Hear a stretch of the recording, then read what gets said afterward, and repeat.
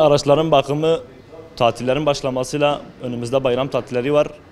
Araç bakımları şarttır. Örnek diyelim sadece bakım lastik bakımıyla tek değil hocam. Örnek diyelim balatasıdır, yakıdır, suyudur, fan çalışıyor mu, çalışmıyor mu, hortumlarda çürüme var mı, yok mu? Rutin bir kontrol yapılması şart. Şayet hortumlarda bir çürüme varsa Allah korusun gittiniz, yolda kaldınız, ailenizle beraber perişan oldunuz. Bu haddi hesabı yok. Bir ekstradan masraf olur. Örnek diyelim gelirsiniz sanayide bir kontrol edersiniz. 3 kuruşluk masraf varsa git kontrol etmeden yola çıkarsanız bunun çekici parası var. Ekstradan yolda fırsatçılar geçer önünüze. En azından bildiğiniz tamircilere, güvendiğiniz esnaflara gidersiniz, işlerinizi yaparsınız, kafanız kulağınız rahat olur, gönül rahatlığıyla yolunuza çıkabilirsiniz. Her tatillerde araç yolda kalmış, Allah korusun kazalara sebebiyet olmuş, Allah korusun bunların önüne geçilmesi için rutin kontrol yapılması şarttır. Yazlık bakım ilk başta aracın sıvı sistemleri kontrol edilmesi lazım. Aracın suyu tam mıdır değil midir? Hortumlarda çürüme var mı yok mu? Sertleşme var mı? Kemikleşme var mı? Onlar kontrol edilmesi lazım. Yak bakımları yapılmış mı yapılmamış mı? Yakı eskimişse örnek diyelim yak bakımı yapılması lazım. Yani öncelikle klima bakımları kontrol edilmesi lazım.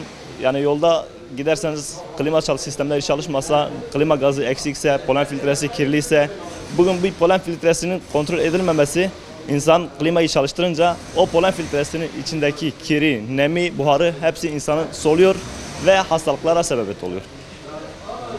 Başta su kontrolleri yapılsınlar, fanları çalışıyor mu çalışmıyor mu, hortumları kontrol edilsinler, gönül rahatlığı yolculuk yapabiliyoruz.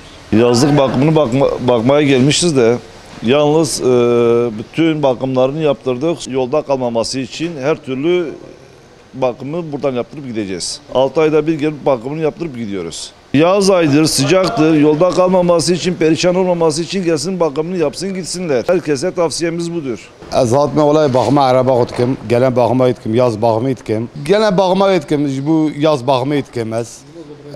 Rüzgar red anneminem, az gelen bakıma gittim. Yani mecar ki İleyin estem bakma gittim az.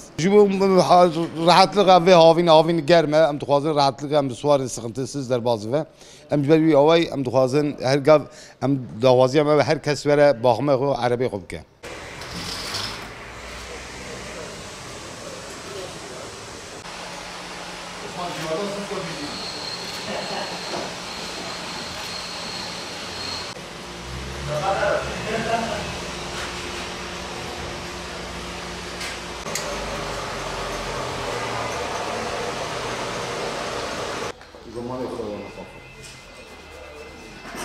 Jamani kudaya asker nizami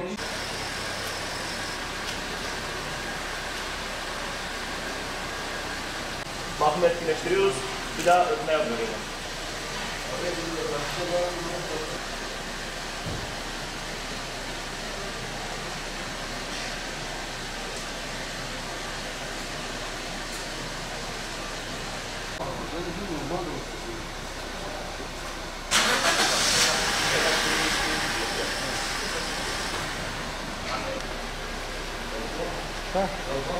Çektim. Sen çek biraz daha. Ben çektim de biraz daha.